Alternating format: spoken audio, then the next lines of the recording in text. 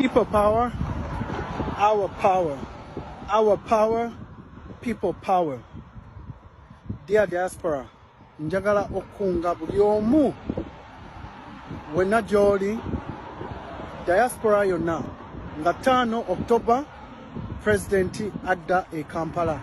Alright, breaking news. Wetuugirira sawa zineno. His Excellency Robert Kyagulanyi Ssents had returned to Uganda naye abazungu bamugambye tino alina okomawo nga 5 October ku lw'ensonga zino zingenda okubeera nga nkubulira mu maaso awo. Ate ye omukulu amanyikiddwa nga Honorable Ssemujju Nganda akyakoze Honorable Balamu mu maaso awo naye mukuletedde ate bingi nnyo ebirala byennina mu maaso awo by'osaana okubeera ng'obyerabirako gwe munankyukakyuka ali eyo. Omukulu amanyikiddwa nga Honorable Justin ne Hanamere kye bamukoze abamuterezeza mu line naye nga tetunagendayo nyongera okujukiza video gituweereka like mu mutima mulungi esobole okutambula ku speed eya waggulu nnyo. Bwe tana subscribing naawe ankugamba subscribing ku mukutu gwe figuna kadde kajja personalize okatike mu latest updates ku buli kimu kituuka mu ggwanga lyattu Uganda obitenga obyefunirako mu budde. Right, nga sibalwisiza katukirire mu kyatulese olunaku olwaleero waliwo information eyavudde mu National Unity Hub platform insiders basobodde okubeera nga batubuulira nti His Excellency Robert Kyagulanyi abadde ready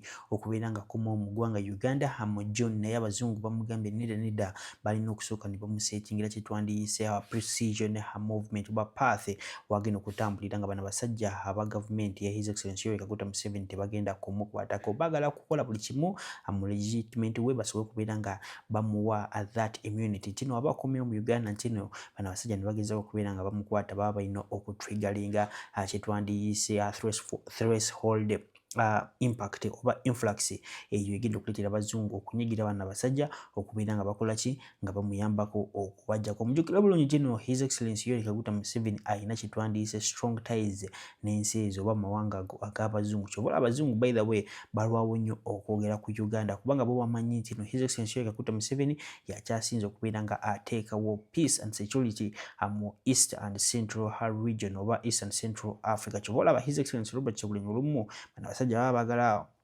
okumuyamba naye ate ne balaba emisango omukulu gyaziza nga mitono naye nga balinze that spark kyovala ba His Excellency Robert Kyagulanyi bamugambye tino asokalidemu wanaakomerawo mu October. Oh my god, ne bageza okubeera nga bamucyankalanya bana abasajja bajja kubeera ready okubeera nga ba attacking. Ate mujjukire bulungi tino ne America sawa zinino bingi nnyo biri mu kubeera nga ekwasaganya oba otunuulidde Nigeria waliyo olutalo Somalia waliyo olutalo ate ne America yo kennyini sawa zino eri engaged mu lutalo lwaki lwa Iran tesobola kubeera nga kinga okuteekawo kitwandiyise destabilization mu East aba mu Central Africa kati sawa zino bamanyi kino bulungi we bagezako kulumba Uganda wajja kubeerawo obuzibu. Kivala His Excellency Robert Kyagulanyi bamugambye kino tedda ssebo sokolidde okudda mu Uganda ddayo nga tewali buzibu bwonna nga America teyina olutalo lwonna lwefokasinzeko kati bano basajja be banagezako okubeera nga bakumanyira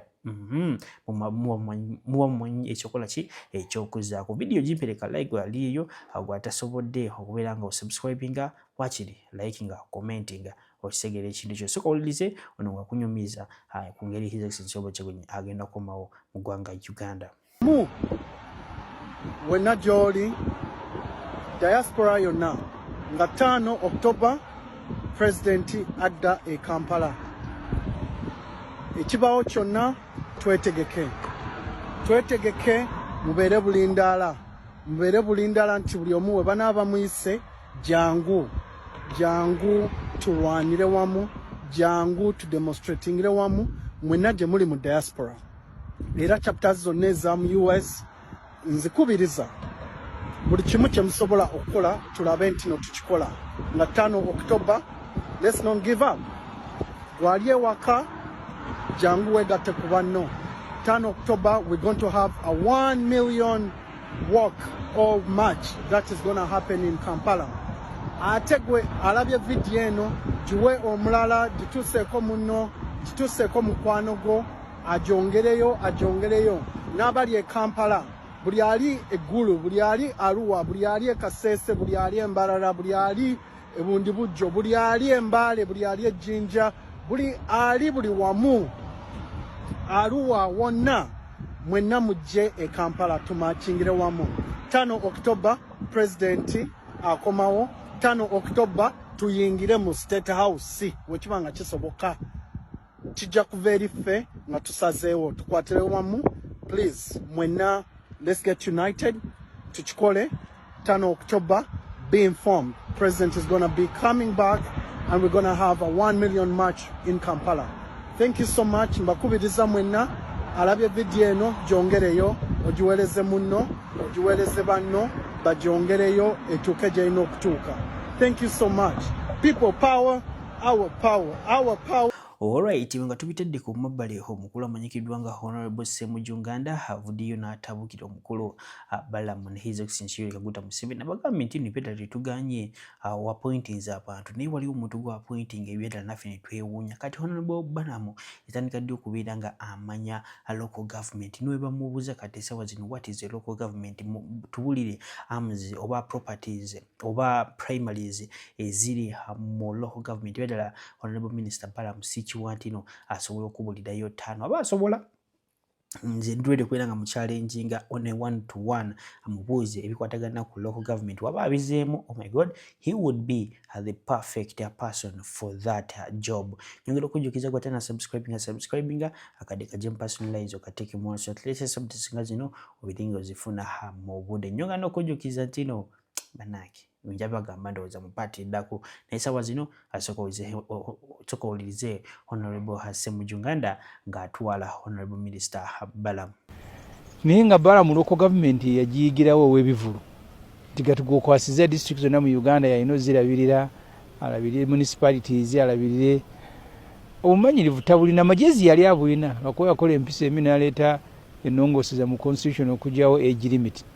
Naye Balaam omulaba nga byakuzanyirira is just a mobilizer abadde atambula bw'ati gwe baalitadde mu nammere mpya ye nyini singa olese nammere nonga nti omutaddeko omuntu omulala obumanyirivu naye alese babiri omu talina bumanyirivu omulala mpya ekyetagamu akadde okuyiga ebintu byazo okukola. So cabinet bwengitunuulira yonna wamu njagala Bannayuganda bamanyi nti cabinet erondebwa kutuukiriza biruubirira byammwe kubajjawe muli abali mu bwavu kubanga buli mwaka gavumenti ebasolozaamu trillion eziwera 30 nga zezo okukyusa obulamu bwammwe nomugitwale nga kampani nti kati bano be bakozi Museveni be yalonze abagenda okukola mu kampani yammwe. Ntera nnyo gamba abantu nti nze bw'ompa okulonda cabinet kinyanguyira buli muntu atasobola kufuna mulimu mu kitongole kyabwe nannyini simuwa ng'oyitasobola agenda mu MTN Airtel wawa ne bamuwa omulimu abo sibateeka mu cabinet naye mulimu bolanga tebasaanidde kubanga abala myaka golaba ne insurance medical insurance abakadde teziba insuring kuba abafuuka bazibu obiserayo ebisinga babimala mu malwaliro okusinga mu office. Kati ne Museveni ensonyi zimukwata ngeri gyakadde ayagala waali wabeere nga waliwo abakadde abamubugiriza aleke kulabika ndi mukadde nnyo kyovola alina okubawo nekiyonga abeerewo ne kamuntu abeerewo ne kadaga abeerewo alabike nti si mukadde ekibato mu butime naye aba beetaaga kuwumula nitubeebaza nti bane mwebala okuweereza Uganda. Mulimu abantu nga Adoniya Yebale abadde ambassador wa Uganda mu UN New York okumala. Alright, nga tubitedde ku mabbali olunaku olwaliro abaana b'enkyukakyuka n'abagambidde abanyiivu bavudde ne batabukira Honorable Minister Justin Namere bamugambye nti nno nnyabo lekera okubeera nga owalampa His Excellency Robert Kyagulanyi toddamu muyisa mukamwako. Fine, tukimanyi oyinza okuba mu interviewingako but you are not his level, you can't even fit into his shoes. Tosobola nakubeera nga okola His Excellency Robert Kyagulanyi byakola ne mwana we amanyikiddwa nga Subi Shine ebyaddala oba omutadde wali mu thinking capability oba mu thinking competition aba agenda okusinga. Oh my god, abaana b'enkyukakyuka obusungu nga mulina bungi watana subscribing shake shirafu alinyo okulombeddwa gwe nangoleyo n'ebizibu namba ziziri awo zisembyayo 711 so mukubirako obwana mu inbox na WhatsApp nasobola okubeera nga kuyamba ku bizibu byo tokkiriza kutuleyo n'ebizibu takozesa bikola bya kirugu nga bwe nkugambye. Kale nga sibalwisizaayo kamusoke mulabe video y'omukulu Honorable Minister Justin Namere nga ageza okubeera nga alumba His Excellency Robert Kyagulanyi n'abaana b'enkyukakyuka force ki gye bamukomezaawo oba gye bamudiza. Oh my god, olutalo lugenda tunyumira. Nze nakolako post nga Bobi Wine yakyalina MP nga batandise omusudira ngu ajja kwesemba ku bwa president. Ne muganga tonneetantala kwesemba ku bwa president sooka Museveni kaakati kyamulema. Semuwa amagezi bw'aba ddala ng'alina ekiruliro ekyokukulembera eggwanga agenda. Mukyala Justin Namere, State Minister owa local government, simanyi oba wategedde ekifo kye bakuwadde nti mu Luganda obeera nvandiirwa emperekeze ya minister ya cabinet minister Balamu oli mperekeze with or without you the government can survive or can run ntegerekese naye kakati bwe bijja mbyo kuwangana amagezi gwe tonnatuuka kuwa Bobi Wine magezi kye kituufu tukkirize tugaani and so 3 generations of your blood gwe abaana bo n'abazzukulu bo n'abaana b'abazzukulu bo temunnatuuka yadde okuwabula Ssuubi muwala wa Bobi Wine ge mazima trust me on that tonnatuuka kuwa Bobi Wine magezi and 3 generations of your blood. Abalungi abatuuliriza era abatulaba olunaku olwaleero tukyaddeko ewa Sheikh Ashraf Dembe. Sebo sanyusa okubalaba amannya agange Seeka Ashraf Dembe akola ku bizibu by'enjawulo omuntu singa aba alina ebirwadde musomereddwa tumwa amazzi ga lukuya nga bw'obadde ogalaba tugenda abantu ku kyoto ne twokya emizimu emibi egibabaamu n'okulomba edduwa abantu singa abeera ng'ali wano atuuse sobola okumulombera edduwa ne waba atatuuse nga mpadde amannya ge naye ng'ali wala maneetaaze enamba yange yeno eri 0701 namwe bannyinaffe abali ebweru oyagala okuba nti oyagala okulombera ku dduwa ng'olina ebizibu viza zibuze amaka gakolongotana sente zikola zimpita mu ngalo ojja kumpeereza ekifaananyi kyo n'amanyago ebyo byokka bijja kummala nja kukulombera edduwa ojja kutereera olunaku olusembayo mu mwezi mba n'edduwa eyawamu ffenna n'abalwadde bange abakadde n'abapya. Salaamu alaikum warahmatullahi wabarakatuh. Will never be able to advise Ssuubi last born w'omukulu gwe akadiithi mu byakubala bya bufuzi. Stop positioning yourself.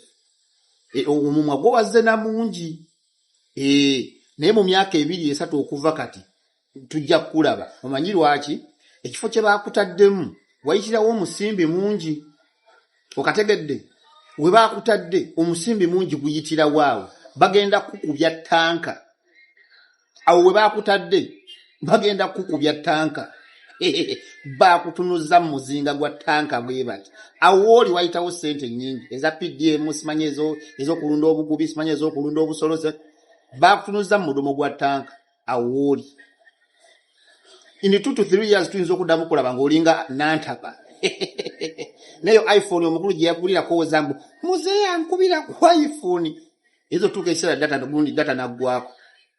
Trust me on that. Kugamba kyendezako kugamba mu kino kendeza ku mumwa kendeza ku mumwa tekola nnyo ebikolwa dhani okuleekaana okungi odekera okubuukira buli gwosanze okategedde ekyamazima tonnatuuka kuwa Bobi Wine magezi kabeere Ssuubi last born 3 generations of your blood temunnatuuka kuwabula Ssuubi ate gwoveeyo wabule Bobi Wine tokikola tekijja kuvaayo bulungi tekijja kunyuma. I'm thank you very much. I love you.